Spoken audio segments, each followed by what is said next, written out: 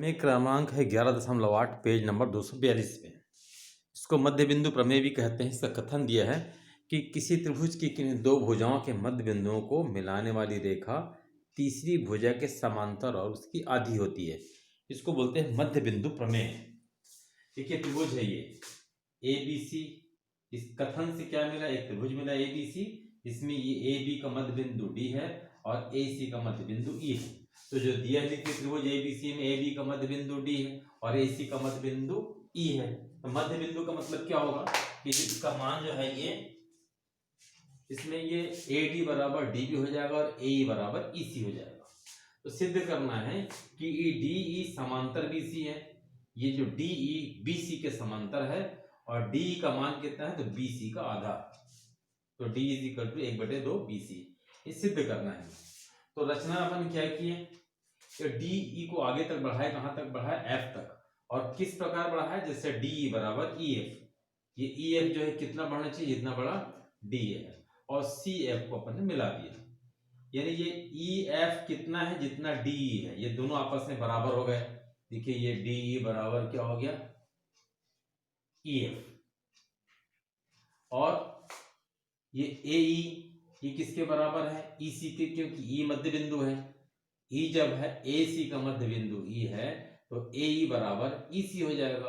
और डी को हमने बढ़ाया, कितना बढ़ाया? जितना डी है उतना ही है। ये भुजा इसके बराबर होगा, ये भुजा इसके बराबर हो गया। तो यहाँ देखिए डी के एफ तक इस प्रकार बढ़ाया कि ई एफ बराबर डी सी एफ को मिलाया। इसमें दो त्रिभुज दिख रहे हैं, ए डी ई और दूसरा है सी ई एफ। इन दोनों में समांतर ढूंढना है, क्या क्या समान है। देखिए इसमें ये डी ई, इस त्रिभुज का डी ई इस त्रिभुज के ई एफ के बराबर है। यह रचना से किया हमने। डी ई बराबर है ई एफ के।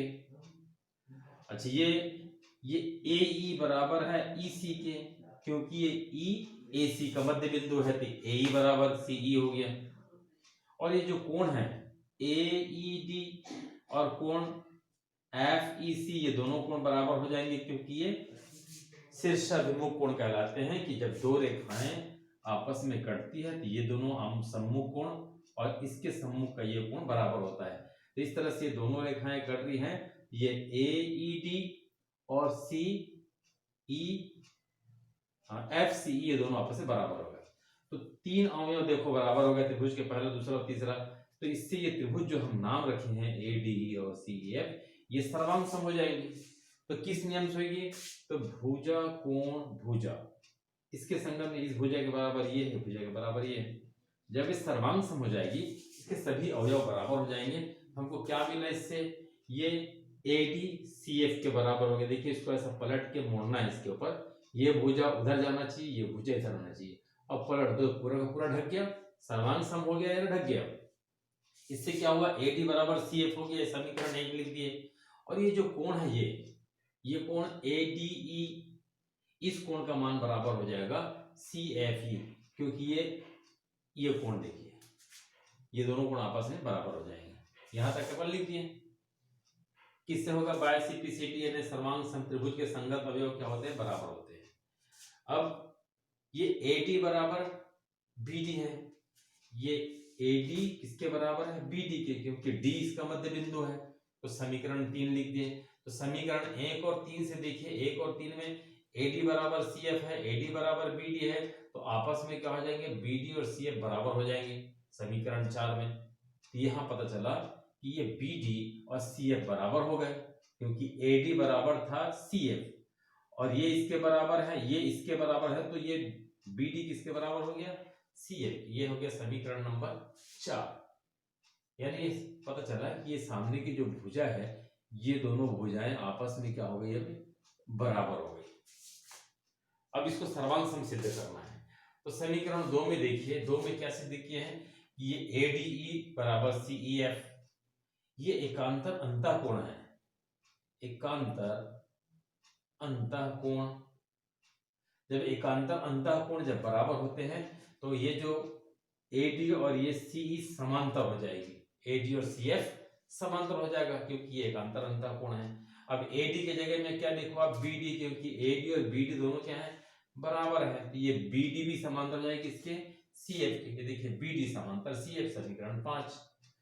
अब देखिए समीकरण 4 और 5 में क्या हो रहा है कि BD बराबर CF, ये BD CF बराबर है और BD समांतर भी है CF के।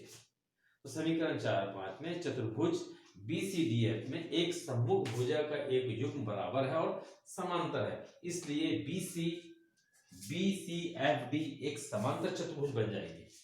समांतर चतुर्भुज हो गई, ये तो सिद्ध हो गया कि ये एक समांतर चतुर्भुज है, क्योंकि यहाँ दिया है तीसरी भुजा उसकी आधी। अब ये तीसरी भुजा के समांतर हो जाएगी, ये समांतर हो गई। DE बराबर क्या हो गया, जब ये समांतर चतुर्भुज हो जाएगी तो यहाँ हम लिख सकते हैं कि DE बराबर, DE समांतर हो जाएगी किसके, DE समांतर हो जाएगी BC।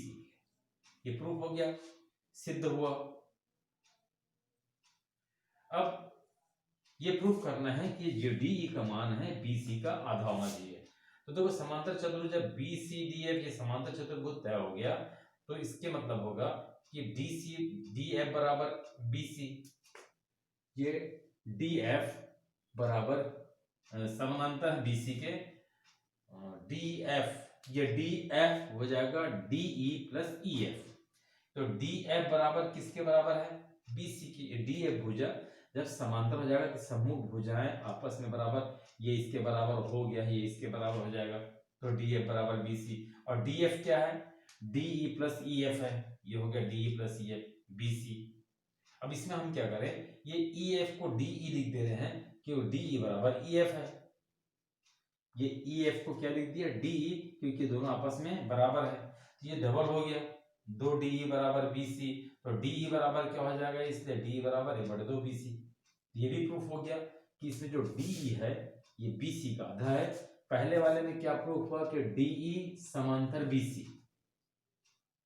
DE समांतर BC ये सिद्ध हो गया, क्योंकि समांतर चतुर्भुज जब तय हो जाएगा तो सम्मुख भुजाएं बराबर और समांतर होती हैं। तो एक भुजा तो हमने बराबर और समांतर सिद्ध कर दिया, तो किस चतुर्भुज में एक भुजा बराबर युग्म जो होता है आमने सामने की भुजा बराबर और समांतर हो जाएगी, तो दूसरी भुजा BC भी समांतर हो जाएगी इसके DF के, इसलिए DE समांतर BC हो गया।